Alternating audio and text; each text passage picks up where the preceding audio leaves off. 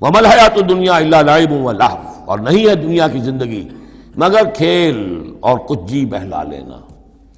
یعنی اس کو یہ نہ سمجھیے کہ دنیا کی زندگی حقیقت نہیں ہے، تقابل میں کہا یہ جاتا ہے، تقابل میں آخرت کے مقابلے میں اس کی یہ حقیقت ہے۔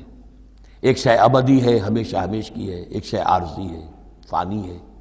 لہذا جب تقابل کریں گے، جیسے کہ دعا استخارہ میں فَإِنَّكَ تَعْلَمُ وَلَا أَعْلَمُ، اے اللہ تو جانتا میں نہیں جانتا، اس کا یہ مطلب تو نہیں کہ انسان کے پاس کوئی بھی علم نہیں، لیکن علم اللہ کے علم کے مقابلے میں، چاہے نبی کا علم ہو، فرشتوں کا علم ہو، کچھ نہ ہونے کے برابر ہے اللہ کے علم کے مقابلے میں۔ فَإِنَّكَ تَعْلَمُ وَلَا أَعْلَمُ۔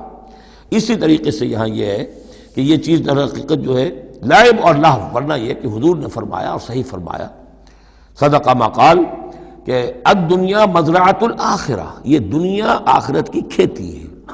اگر تو یہ سمجھ لیا جائے یہاں بو گے تو وہاں کاٹو گے، اگر یہاں بو گے نہیں تو کاٹو گے کیا؟ یہاں بو گے تو فصل کٹے گی وہاں۔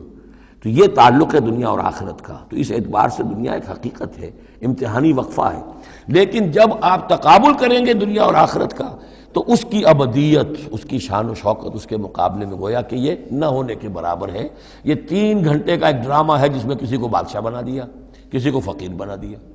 وہ ڈرامہ ختم، نہ بادشاہ صاحب بادشاہ ہیں اور نہ فقیر صاحب فقیر ہیں، وہ باہر جا کر کپڑے بدل کر وہ ایک ہے، ایک جیسے ہیں سب کے سب۔